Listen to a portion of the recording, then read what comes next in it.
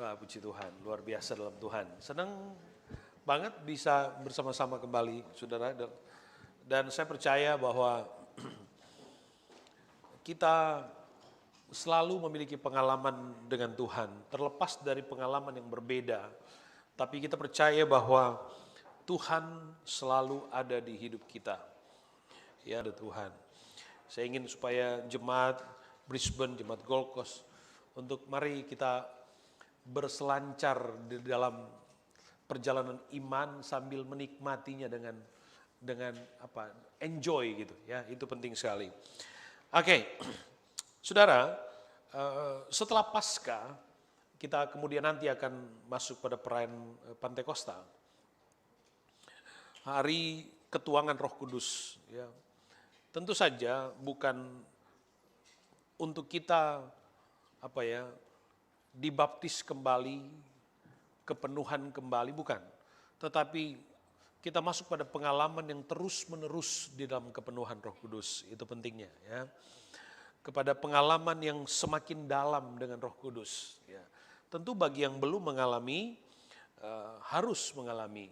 Tapi bagi kita, bagi saudara-saudara yang sudah mengalami, biar kita secara terus-menerus mengalami pengalaman itu. Tapi saya masih belum masuk pada bagian itu. Saya coba masih sekitar pengalaman setelah kebangkitan Yesus. Diawali oleh pemimpin pujian tadi tentang mention tentang kebangkitan Yesus. Kebangkitan Yesus adalah sebuah peristiwa yang besar dalam perjalanan iman kita. Kita tahu, kita sadar bahwa dari semua yang ditokohkan, yang dijadikan pemimpin dan figur dalam semua keyakinan dan kepercayaan, ya ceritanya selesai ketika dia mati. Kemudian the rest is history. Ya. Tapi kita punya cerita yang berbeda, kita punya kisah yang hidup. Alkitab mencatat bahwa kemudian dia bangkit kembali pada hari yang ketiga. Dan peristiwa itulah yang menjadi pengalaman unik dalam hidup iman kita, karena disitulah kita mendapatkan keyakinan yang kuat bahwa kita memiliki Tuhan yang hidup. Dan karena itulah maka iman kita tetap hidup. Ya, karena itulah iman kita tetap hidup. Saya coba memberi topik khotbah pada hari ini. Saya ambil dari teks firman itu sendiri. Berbahagialah mereka yang tidak melihat namun percaya. Ya, berbahagialah mereka yang tidak melihat namun percaya. Ya, ini kisah tentang Thomas yang tidak percaya. Ya. Saudara, setelah Yesus dibangkitkan, Alkitab menceritakan ada beberapa pengalaman pertemuan antara murid-murid Yesus dan Yesus sendiri. Ya. Tapi entah kenapa ketika Alkitab menceritakan Yesus bertemu dengan murid-murid yang lain, Thomas nggak ada di sana. Thomas ada di mana? Tapi kita tidak membahas tentang, tapi Thomas dan pengalamannya, Thomas sering diidentifikasikan pada karakter ketidakpercayaannya. Bahkan banyak orang di lingkungan kekristenan yang dengan sengaja mengganti kata tidak percaya dengan menyebut nama Thomas. Kamu Thomas banget. Padahal dia bukan Thomas namanya. Tapi hanya untuk mengatakan bahwa kamu gak percaya, dia sebut kamu Thomas banget sih. Gitu. Jadi identifikasi dari nama itu seolah-olah disebut bahwa karena karakter ketidakpercayaan itu. Tapi yang saya tangkap saudara menarik sekali karena itulah Alkitab, dia hidup. Dia tidak saja hidup pada konteks zaman Alkitab dicatat, cerita itu terjadi, tapi dia selalu relevan. Bahkan dia semakin relevan dengan cara berpikir manusia pada era ini. Kira-kira Thomas mau bilang, saya orangnya realistis. Dia mau bilang begitu, kan banyak kali kan saudara ketemu teman, saya ini orangnya realistis, saya mau based on fakta, begitu. Ya selalu begitu kan. Dan orang-orang yang hidup di zaman ini selalu mengandalkan itu. Ya reasoningnya itu selalu. Ya kalau nggak ada bukti nggak percaya dia. Dan Thomas pada bagian ini disengaja dikisahkan oleh Alkitab untuk memberikan pelajaran penting buat kita pada era kita hari ini. Saya baca terus dulu. Ayat yang seterusnya 27, kemudian ia berkata, akhirnya Yesus bertemu dengan Thomas. Ayat 27, kemudian ia berkata kepada Thomas, taruhlah jarimu di sini dan lihatlah tanganku. Ulurkanlah tanganmu, cucukkanlah ke dalam lambungku, dan jangan engkau tidak percaya lagi, melainkan percayalah. Thomas menjawab dia, ya Tuhanku dan Allahku. Kata Yesus kepadanya, karena engkau telah melihat aku, maka engkau percaya. Berbahagialah mereka yang tidak melihat, namun percaya. Saudara, memiliki pengalaman tentang sesuatu yang baru dan berbeda itu sungguh menyenangkan. Itu meninggalkan kenangan. Di antara kita, bahkan banyak atau bahkan mungkin semua dari kita pada waktu kita mulai bersih-bersih folder tentang image gallery kita delete yang nggak penting. Tapi ada foto-foto di mana kita sempat berpose dengan orang-orang yang kita suka. Orang-orang penting misalnya, ya. Kita sengaja save itu, simpen di iCloud itu. Kalau boleh itu, ya bisa selamanya ada. Ya untuk bisa menceritakan kepada anak cucu, bahkan membangun pengakuan. Saya pernah foto dengan presiden. Saya pernah, saudara. Ya, jadi sifat manusia seperti itu. Pengalaman-pengalaman fenomenal yang dialami itu memberikan kenangan dan orang senang dengan itu. Orang senang dengan itu. Dan memiliki pengalaman yang nyata, itu semua orang sekali lagi suka dengan pengalaman-pengalaman. Apalagi kalau itu pengalaman yang sangat berbeda, yang membuatnya berbeda dengan orang lain. Itulah maka saya katakan, itu suka disimpan seperti itu. Ya, suka disimpan. Nah saudaraku yang kekasih di dalam Tuhan Yesus Kristus, Thomas diceritakan oleh Alkitab. Waktu murid-murid berkata kepada Thomas, kita ini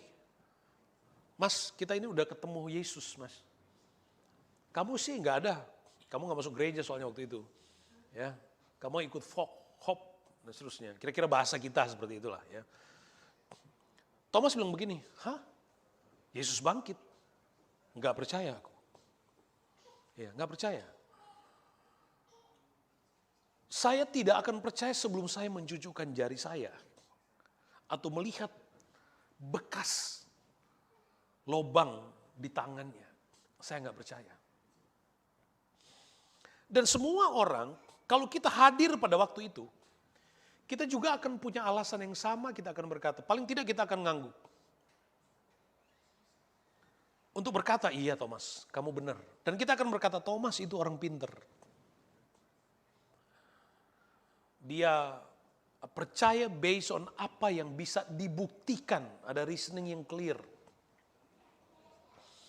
Tapi saudaraku, kemudian setelah Yesus bertemu dengan Thomas, Yesus katakan begini kepada Thomas, nih ini aku loh, Mas ini aku. Silakan kamu cucukkan jariku ke lambungku. Thomas berkata, ya Tuhan. Thomas kemudian diidentifikasi, dia berkata, dia percaya akhirnya. Tapi Tuhan bilang begini, kamu percaya karena kamu sudah melihat. Kamu percaya karena kamu sudah melihat. Biasa itu. Untuk percaya karena punya alasan yang punya fakta, punya argumentasi yang logis, biasa itu. Yesus berkatakan seperti itu. Sekarang kamu percaya karena kamu melihat. Yesus cuma seolah-olah dalam kemanusiaan Yesus berkata begini, semua orang juga mah bisa kayak gitu. Percaya karena punya alasan.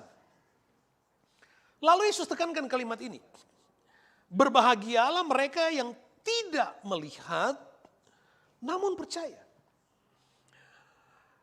Nah pada bagian ini kita melihat bagaimana Yesus mau membawa Thomas dan murid-murid yang lain, termasuk kita pada hari ini, untuk hidup lebih besar dari sekedar apa yang kita pikir tentang bukti, tentang fakta.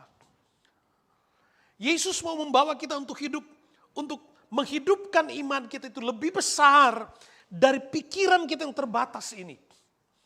Makanya Yesus katakan, Thomas, kamu bisa percaya karena kamu sudah punya bukti. Semua orang mah bisa begitu. Tapi Yesus tekankan yang berbahagia adalah mereka yang percaya namun tidak melihat. Di dalam kitab Filipi, Paulus bilang begini, yang aku kehendaki ialah mengenal dia dan kuasa kebangkitannya. Ini yang istimewa. Yesus sudah bangkit. Thomas bilang, saya nggak percaya. Otak saya bilang nggak mungkin. Nggak mungkin. Lalu Yesus bilang, yang berbahagia bukan yang hidup kayak kamu itu. Yang berbahagia adalah yang tetap percaya. Dan itulah yang dirasa oleh Rasul Paulus. Rasul Paulus katakan yang aku kehendaki bukan cuma pingin foto. Bukan cuma pingin mengenal, menyentuh, memiliki pengalaman faktual. Salaman dengan Yesus.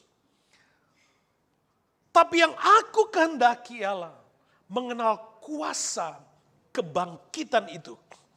Inilah pengalaman yang jauh melampaui alasan-alasan logis yang ada dalam pikiran dari Thomas. Ini juga yang menjadi tujuan Tuhan buat kita yang hidup di zaman, di era ini. Dengan segala alasan intelektual kita semua, dengan latar belakang pendidikan yang berbeda, Tuhan mau kita hidup lebih besar, lebih jauh.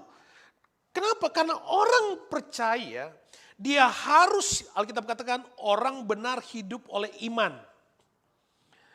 Dan kita harus memiliki iman yang lebih besar dari semua persoalan hidup kita.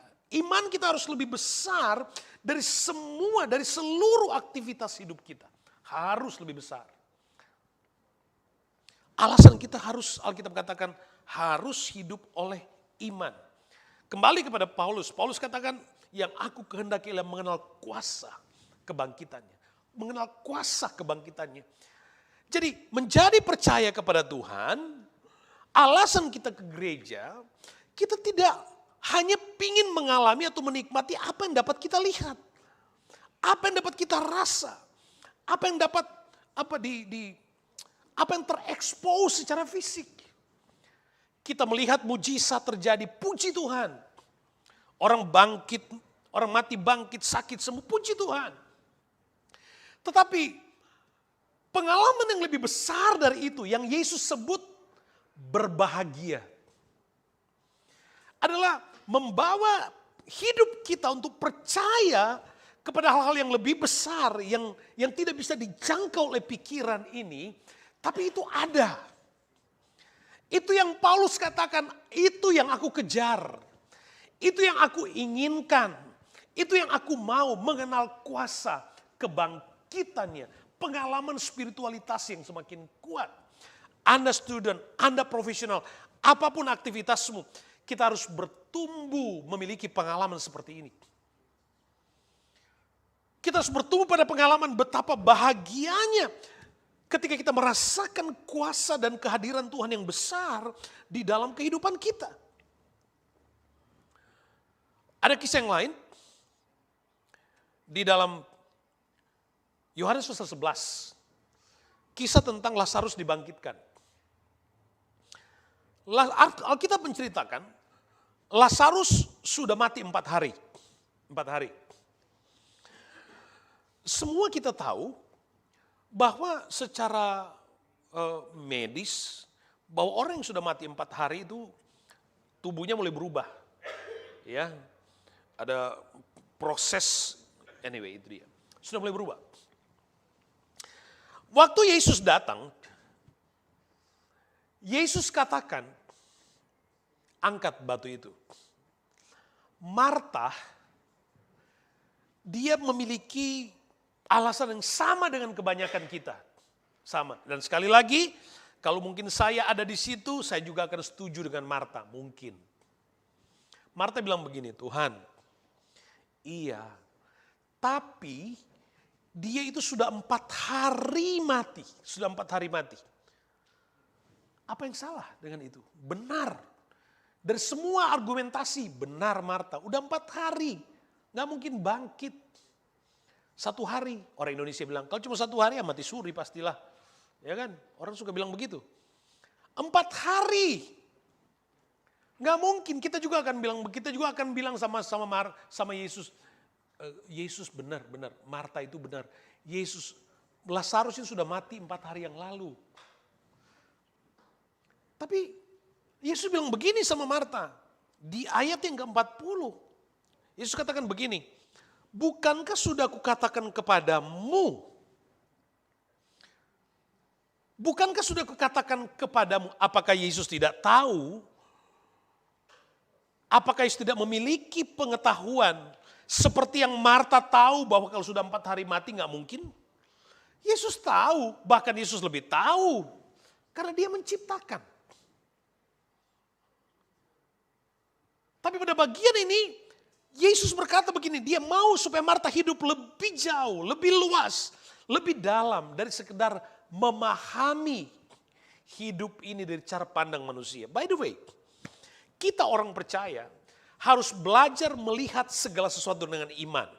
Iman, saya selalu katakan, adalah melihat dari cara pandang Kristus. Itu iman. Melihat dari cara pandang Kristus. Sehingga setiap peristiwa yang terjadi dalam hidup kita, kita harus melihat dan mengukurnya bukan dengan cara pandang dan ukuran kita. Kita nggak bisa mengukur Allah dengan ukuran kita, nggak bisa. Nggak bisa. Kalau kita mengukur kehadiran aktivitas keilahiannya dengan cara pandang kita, apa bedanya Tuhan dengan kita? Berarti dia Allah yang terbatas. Tapi dia disebut Allah karena dia pencipta. Kita ciptaannya. Siapa kita ciptaannya, kemudian bisa membatasi dan mengukur pencipta itu dari ukuran ciptaan yang terbatas. Nah, kita orang yang beriman harus belajar melihat setiap peristiwa hidup kita dengan cara pandang ini. Melihat dari cara pandang Allah, melihat dari cara pandang Yesus. Itu yang Yesus sedang perbaiki dari cara berimannya Marta. Yesus katakan, Marta, Marta, bukankah ada yang nama Marta di sini? Enggak ada yang salah dengan nama itu. Ya. Yesus katakan, Marta, bukankah sudah aku katakan kepadamu, jika engkau percaya, ini kata yang sudah klasik. Sudah biasa buat orang percaya ya. Buat orang Kristen, percaya? Iya, dari dulu juga orang bilang begitu. Tapi perhatikan baik. Ya, betapa aktifnya kata itu. Yesus katakan, jika engkau percaya, engkau akan melihat kemuliaan Allah. Jika engkau percaya, engkau akan melihat kemuliaan Allah. Berbahagialah mereka yang sekalipun belum melihat, tidak melihat, tapi dia percaya. Yesus mau bilang, kamu hanya bisa mengerti arti bahagia yang saya maksudkan, kalau kamu benar-benar percaya, tanpa membangun atau mencari alasan-alasan rasional apapun juga. Sekali lagi saya mau clear, orang benar harus hidup oleh, Alkitab katakan, hidup oleh iman. Hidup oleh iman berarti melihat dari cara pandang Kristus. Kita nggak bisa mengukur Tuhan dengan cara pandang kita. Saudara, contoh kecilnya, Bapak, saudara bikin kue, ya, saudara bikin kue. Masa kue itu harus mengukur kita dengan ukuran kue itu? Nggak mungkin. Alkitab katakan kita ini gambar Allah, diciptakan, kita imago Dei, gambar Allah. Kita ini cuma gambarnya. Makanya bagaimana mungkin kita yang digambar itu bisa mengukur pelukis agung itu? Nggak bisa. Dia yang putuskan warnanya, dia yang putuskan objek fokusnya. Nah, kita orang percaya, makanya Yesus, saya katakan tadi, Yesus mau buat supaya murid-murid hidup lebih besar dari cara pandang terbatas yang based on hal-hal yang sifatnya faktual. Dengan Tuhan gak kayak gitu. Enggak. Jika engkau percaya, engkau akan lihat kemuliaan Allah. Kalau enggak. Kalau enggak. Banyak orang Kristen, tapi dia tidak, atau kita terus dulu, kita coba lihat kitab Roma untuk lebih menjelaskan itu lebih baik. Kita langsung ke kitab Roma pasal 4 ayat 18. Roma 4 ayat 18, sebab sekalipun tidak ada dasar untuk berharap, ini Abraham. Namun Abraham berharap juga dan ia percaya. Abraham disebut bapa orang beriman. Abraham adalah orang yang luar biasa. Luar biasa. Dan Alkitab mencatat, sekalipun tidak ada dasar untuk berharap, enggak ada base untuk dia berharap, tapi dia tetap berharap juga dan percaya. Memang kita bilang begini, Abraham kok bisa ya? Kok mau ya? Dan saya yakin Abraham ini orang yang sangat pinter. Tapi ketika dia berurusan dengan Tuhan, di puncak kesadaran intelektualnya, dia mengerti bahwa kepinterannya itu nggak bisa dibandingkan dengan eksistensi Allah. Sehingga dia berani mengorbankan alasan pinternya itu yang selalu based on fakta, alasan. Tapi Alkitab katakan sekalipun tidak ada dasar, dia tetap percaya. Dia tetap percaya, dia tetap berharap bahwa ia akan menjadi bapa banyak bangsa menurut yang difirmankan. Demikianlah banyaknya nanti keturunanmu. Dan ini gak main-main. Gak main-main. Makanya saya senang banget ketika Alkitab mengangkat Thomas. Yang secara khusus diangkat oleh Alkitab hanya untuk menjelaskan kepada kita hari ini, kepada manusia yang hidup hari ini, bahwa kalian ini kebanyakan kayak gini. Kita ini yang hidup di zaman ini kayak Thomas. Jadi kalau Anda berkata kepada orang lain Thomas, kita ini juga Thomas banyak kali. Suka gak percaya. Terus Abraham. Lalu dikatakan begini, Abraham tetap percaya, dia berharap bahwa ia akan menjadi bapak banyak bangsa. Saat itu Abraham belum punya anak. Ayat 19, imannya tidak menjadi lemah. Imannya tidak menjadi lemah. Dia tetap percaya, dia tetap berharap dan imannya tidak menjadi lemah. Ini saudara, banyak kali jadi persoalan dalam hidup. Kita suka minta sama Tuhan. Pas Tuhan gak jawab atau belum jawab, iman kita mulai lemah. Di dalam bahasa yang berbeda kita mulai ngambek sama Tuhan. Kita mulai protes, kita mulai marah. Tuhan saya ini kok setia sekali beribadah. Semua ibadah saya ikut. Kayak jemaat Brisbane lah pokoknya. Semua kegiatan pelayanan saya ikut. Amin. Halo? Yang seperti itu katakan amin. Enggak berani. Ya, jujur berarti. Ya. Saudara, imannya tidak menjadi lemah. Sekalipun ketika dia setia, dia rajin, dia berdoa dan Tuhan belum jawab. Itu tidak melemahkan imannya, kemudian apalagi ngambek. Saya sudah gak mau ke gereja. Saya sudah tidak mau berdoa lagi. Soalnya saya sudah berdoa sekian tahun Tuhan gak jawab-jawab. Emangnya kalau saudara ngambek Tuhan berubah? Emangnya kalau kita iman menjadi lemah hanya gara-gara protes Tuhan belum jawab. Kemudian Tuhan bilang, iya deh kalau gitu. Pendetamu mungkin iya. Tapi Tuhan enggak. Yang mempengaruhi Tuhan adalah iman yang penuh, bukan iman yang lemah. Enggak.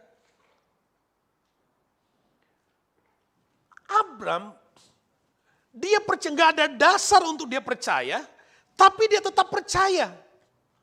bahwa dia akan menjadi bapa bangsa-bangsa. Sudah tahu, usia Abraham waktu itu sudah 100 tahun. Sudah 100 tahun. 99, mau 100. Ishak lahir ketika dia usia 100 tahun. Kita juga akan bilang sama, kita juga akan bilang sama Abraham, iya benar kamu.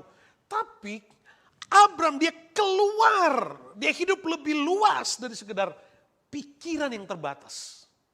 Dia tetap percaya, imannya tidak menjadi lemah. Dikatakan, imannya tidak menjadi lemah. Walaupun ia mengetahui bahwa tubuhnya sudah sangat lemah. Udah tua, 99 tahun. Kalau kita ketemu Abraham saat itu, kita sudah gak panggil dia lagi. Hey Abraham, hey Mike, enggak. Kita pasti panggil dia opah. Iya, 99 tahun. Dan dikatakan sudah sangat lemah karena usia telah kira-kira 100 tahun. Dan rahim Sarah telah tertutup. Secara medis nggak mungkin. Pokoknya dari semua perspektif tidak mungkin. Nggak ada alasan. Abraham sudah opah, Sarahnya juga sudah omah. Sarah sudah dipanggil omah. Nggak ada dasar toh. Tapi Tuhan tetap berbahagialah mereka sekalipun tidak ada alasan-alasan yang untuk berharap, untuk percaya. Tapi kamu tetap percaya, berbahagia. Berbahagia. Sekalipun gak ada dasar untuk percaya tapi imanmu tidak menjadi lemah. Abraham udah kira-kira 100 tahun, Sarah sudah omah. Gak mungkin. Tapi dia tetap percaya. Imannya tidak menjadi lemah. Ayat 20. Tetapi terhadap janji Allah ia tidak bimbang. Ini saya suka. Ia tidak bimbang karena ketidakpercayaannya. Malah ia diperkuat dalam imannya dan ia memuliakan Allah. Semakin jauh dari pikiran kita bukan? Karena tidak ada alasan untuk berharap. Mestinya paling tidak ya sudah lihat terima. Udah kalau jadi jadilah, kalau enggak ya paling tidak gitu kan. Tapi semakin tidak ada alasan, semakin kuat tuh. Abraham semakin kuat. Imannya tidak menjadi lemah, malah dikatakan ia diperkuat dalam imannya dan dia nggak bercanda sama Tuhan, Tuhan nggak bercanda kan? Enggak. Dalam keadaan seperti itu justru dia semakin memuliakan Tuhan. Aduh, dia kok bisa ya? Kok bisa ya? Kok mau ya? Sekali lagi kalau hari itu kita ada, kita akan bilang ini, saya nggak berani bilang miring, nggak lurus aja gitu loh. Biasanya kan kita begitu, hal-hal yang tidak hal di luar normatif, kita akan ini udah nggak normal itu, nggak lurus, nggak normal. Nah, Abraham bukannya dia semakin lama nggak terjadi, bukannya justru dia bilang, iya juga kali ya, udah nggak mungkin ya. Kan biasanya manusia seperti itu. Semakin lama dia semakin kehilangan gairah untuk mengimani sesuatu yang dia inginkan. Karena lama. Tapi Abraham semakin tidak ada dasar, semakin lama semakin belum dijawab. Alkitab cuma bilang, dia semakin memuliakan Allah. Tuhan. Itu yang Alkitab bilang, berbahagialah kamu. Karena kamu hidup lebih luas, lebih besar dari cara pandang yang terbatas oleh dunia. Roma 14 ayat 23 dikatakan segala sesuatu yang tidak berdasarkan iman adalah dosa. Abraham hidup oleh iman, orang benar hidup oleh iman. Segala sesuatu tidak berdasarkan oleh iman itu dosa. Nah, makanya Anda tidak hanya hidup oleh iman ketika Anda beribadah pada hari Minggu. No. Iman itu ada dalam kehidupanmu setiap hari. Makanya iman kita harus lebih besar dari semua urusan kemanusiaan kita. Harus. Jadi iman yang mendrive kehidupan kita. Jadi iman tidak saja aktif pada waktu kita berdoa, pada waktu kita ibadah, enggak. Iman harus lebih besar dari semua urusan-urusan kemanusiaan. Dan kalau iman itu hidup, kita hidup oleh iman, iman yang akan drive kita untuk membuat keputusan dan melakukan pilihan. Iman, itu iman. Dan saya selalu memberi contoh bahwa orang yang percaya dan yang tidak percaya dia sama-sama menghadapi persoalan hidup, tantangan hidup. Selalu ada. Ya. Ketika orang percaya punya masalah, dia berusaha menyelesaikannya, tapi tidak bisa selesai. Sampai di titik dia nggak bisa apa-apa. Setelah memberdayakan semua potensi. Orang nggak percaya kepada Tuhan juga begitu. Punya masalah, berusaha menyelesaikan, memberdayakan potensi dan sumber daya. Akhirnya sampai di titik mentok, nggak bisa apa-apa lagi. Orang percaya nggak bisa apa-apa, orang tidak percaya nggak bisa apa-apa. Nggak bisa menyelesaikan. Orang yang tidak percaya Tuhan selesai dia. Habis dia. Makanya ada orang bisa bunuh diri. Ada orang bisa stres, bisa gila. Karena dia nggak percaya Tuhan. Waktu dia nggak bisa mengatasi masalah hidupnya, dia selesai, mentok, berhenti dia di situ. Orang yang percaya Tuhan, ketika dia berdayakan semua aja dan mentok, mentok apa bahasa Inggrisnya? Artinya bisa terjemahkan ya. Ketika dia sampai di titik nggak bisa apa-apa lagi, yang membuat berbeda apa? Orang yang punya Tuhan, dia sadar, dia masih punya Tuhan yang lebih besar dari pikiran yang terbatas. Dia punya Tuhan yang lebih hebat dari apa yang dia rasa. Dia punya Tuhan yang lebih luar biasa dari apa kata orang. Dia punya Tuhan, sehingga orang yang percaya sama Tuhan, dia punya hope, dia punya tempat untuk bergantung. Itu iman, itu imanmu. Dan Anda orang percaya kepada Tuhan ketika Anda punya sesuatu, punya permasalahan, punya apa. Harusnya hidup miliki fasilitas itu. Kira-kira bahasa sederhananya begitu. Miliki fasilitas iman, hidupkan iman. Itu yang Yesus bilang pada batas itu. Yesus katakan berbahagialah kamu. Sekalipun tidak punya alasan untuk percaya, sekalipun tidak punya alasan-alasan faktual, sekalipun tidak ada dasar-dasar untuk bisa mendukung keputusan itu, tapi engkau tetap percaya, imanmu tidak menjadi lemah, bahkan semakin kuat, semakin memuliakan Allah, itulah kebahagiaan. Itulah kebahagiaan. Itulah yang dikehendaki, itulah yang diinginkan oleh Tuhan, dan kita harus bertumbuh pada bagian ini. Hidup beriman atas alasan-alasan yang rasional, realistik, faktual. Dia tiba-tiba berubah memahami kebenaran yang Yesus katakan berbahagialah. Dia yang tidak melihat namun percaya, dan dia menangkap itu menghadirkan kebahagiaan dalam dirinya untuk dia berbahagia karena dia menerima kebenaran itu dari Yesus sendiri. Dia berbahagia karena dia memiliki pikiran, akhirnya dia memiliki pikiran yang bebas. Saudara, masalah kita banyak kali ya, bukan karena masalah itu sendiri, tapi kita terintimidasi karena pikiran kita yang ngomong kepada tubuh kita. Pikiran kita yang ngomong kepada keinginan kita. Pikiran kita yang mengintimidasi, yang memenjarakan kita. Pikiran ini. Sebenarnya enggak kayak gitu, tapi kita sudah membuat simulasi dalam pikiran kita. Kalau enggak begini, pasti jadi begini. Pasti jadi begini. Itu yang Yesus mau supaya kita bebas dari pikiran itu. Thomas akhirnya dia bebas. Kalau tadinya dia masih hidup dari cara beriman seperti itu, dia terima kebenaran. Thomas,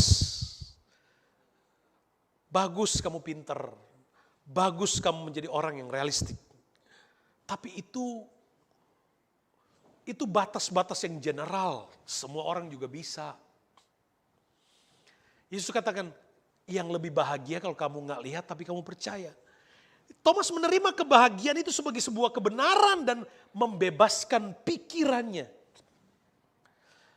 Kemudian dia berbahagia karena memiliki keyakinan yang kuat itu. Sehingga ketika dia memiliki keyakinan itu, dia berani ke India dan jadi martir. Thomas ke India bukan holiday. Bukan. Thomas ke India waktu itu loh, bukan sekarang. Sekarang aja parah, apalagi. Ke India dan Alkitab tulis dia jadi martir. Dia mati, dia dipanah ketika dia sedang berdoa. Kalau dia mengukur Tuhan dan hidup secara permanen dengan cara pandang yang sempit, mengukur Tuhan dengan pikirannya, nggak mungkin dia ke India dan mau mati karena Tuhan. Nggak mungkin. Nggak mungkin. Tidak mungkin Thomas mau berani mati, dia tahu resiko memberitakan Injil. Tidak mungkin dia akan pergi ke sana kalau dia tidak diyakinkan oleh kehidupan imannya yang melampaui pikirannya. Demikiannya murid-murid yang lain juga. Yang berani mati karena Tuhan. Tapi karena dia hidup melampaui lebih tinggi dari cara pandang yang terbatas, dia berani menghadapi itu semua. Stefanus, seorang martir yang pertama dalam yang dicatat oleh Alkitab. Waktu dia dirajam dengan batu, kita yang berdiri di samping-sampingnya punya pikiran yang sama dengan orang-orang lain. Dia pasti menderita, dia pasti sakit, kejam sekali, barbar banget, dan seterusnya. Tapi Alkitab bilang begini, ketika sedang dirajam, dilempar dengan batu, Alkitab tidak mencatat Stefanus menangis, ampuni saya. Enggak. Alkitab mencatat Stefanus ketika dia sedang dirajam dengan batu. Dia melihat kemuliaan Allah. Dia melihat kemuliaan Allah. Loh, ini loh, cara pandang ini yang Yesus mau. Saya tidak sedang katakan kepada saudara kalau jadi orang Kristen siap-siap mati. Bukan tentang penderitaan itu. Tapi ada kehidupan yang lebih besar dari sekedar resiko-resiko yang ditimbulkan dalam pikiran kita. Coba kisah yang lain. Kita lihat dalam Kisah Rasul pasal 5 ayat 40, 41, 42. Rasul-rasul ditangkap karena melayani Tuhan.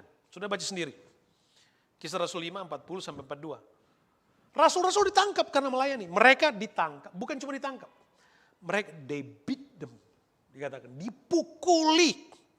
Dipukuli, diancam, bilang awas kamu ya. Itu gitu loh, dipukuli, diancam, awas. Jangan pernah lagi kamu berbuat hal seperti itu. Diadili, divonis, oke. Dan Alkitab bilang apa setelah mereka keluar? Saya bilang, aduh Tuhan, siapa saya? Dibandingkan dengan cara hidup rasul-rasul seperti saya, Tuhan, saya jadi malu sebagai seorang hamba Tuhan. Saya gak punya apa-apa, saya belum apa-apa, saudara. Rasul-rasul itu meninggalkan sidang mahkamah agama dengan sedih. Itu yang Alkitab tulis? Itu yang Alkitab tulis? Rasul-rasul meninggalkan sidang mahkamah agama itu dengan sedih. Alkitab saya sama dengan Alkitab saudara. Meninggalkan mahkamah agama itu dengan gembira. Begitu vonis, dia datang ke hakimnya. Makasih banyak ya, aduh puji Tuhan. Karena puji Tuhan banget. Aduh puji Tuhan. Ini kan di luar batas-batas yang normal kan. Baru dipukuli, dilarang, divonis. Tapi mereka malah gembira, saudara. Dan justru dikatakan mereka gembira karena mereka dianggap layak menderita karena penghinaan oleh karena Yesus. Sekali lagi saya malu karena saya belum apa-apa, saudara. Murid-murid mereka bahagia Karena mereka bisa menderita karena Yesus. Waduh. Bahagia bisa menderita karena Yesus. Saya tidak sedang mengajarkan saudara kalau saudara ikut Tuhan, saudara pasti menderita. Bukan. Bukan itu pesannya. Pesannya adalah hiduplah pada batas-batas di luar keterbatasan pikiran kita. Hidupkan fasilitas imanmu. Di situ ada kegembiraan yang seperti ini. Di situ ada suasana hati yang seperti Paulus bilang, yang aku suka mengenal kuasa kebangkitannya. Yang aku suka adalah berlari mengejar hadiah yang disediakan dalam panggilan itu. Makanya yang lain aku tinggalkan, masa lalu aku abai, itu semua gak sebanding dengan apa yang Tuhan sediakan di hadapanku. Itu loh yang Yesus bilang, kalau engkau percaya sekalipun gak ada dasar untuk percaya. Kalau engkau tetap percaya sekalipun gak punya alasan untuk percaya, engkau berbahagia. Kau berbahagia. Dan kita harus bertumbuh pada pengalaman itu. Rasul-rasul, saya gak tahu kalau saya ada di antara mereka. Saya mungkin sudah milih, udahlah nyerah aja. Gak kuat saya. Iya, karena kalau coba saya melihat perjalanan saya sebagai gembala, saya mulai jadi gembala sepenuh waktu tahun 2002. Sudah lumayan ya. Paling tidak sudah lebih tua dari sebagian dari antara anak-anak muda di sinilah. Jadi gembala. Tapi ketika saya lihat ke belakang, ada banyak kisah di hidup saya yang saya masih memilih untuk menyerah loh. Iya.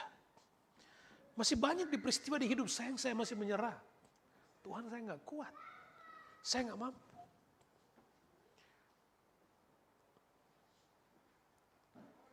Nah, saya ingin share kepada saudara.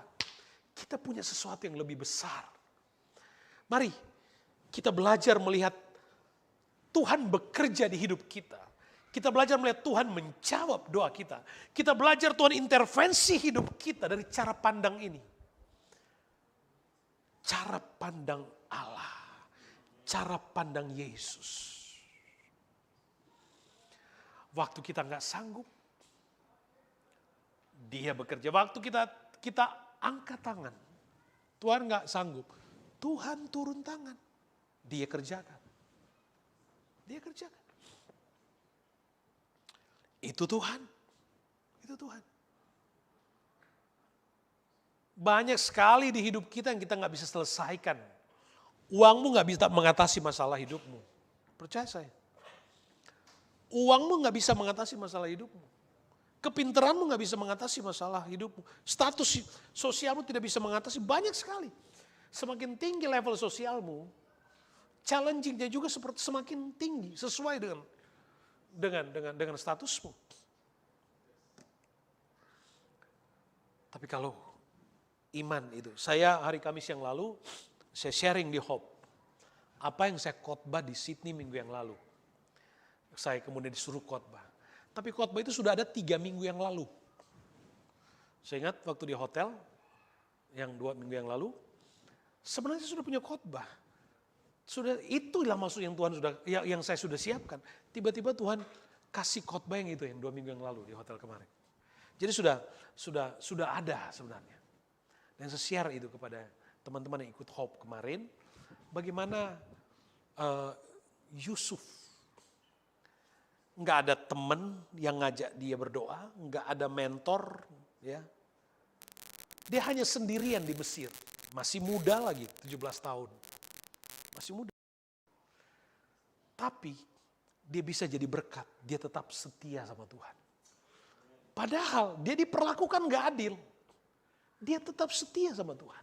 Saya bilang, aduh Tuhan, Yusuf ini. Semakin dia berdoa, Alkitab tulis, Tuhan buat dia berhasil. Apa yang dia lakukan berhasil. Dia menjadi kesayangan Potifar di rumah Potifar.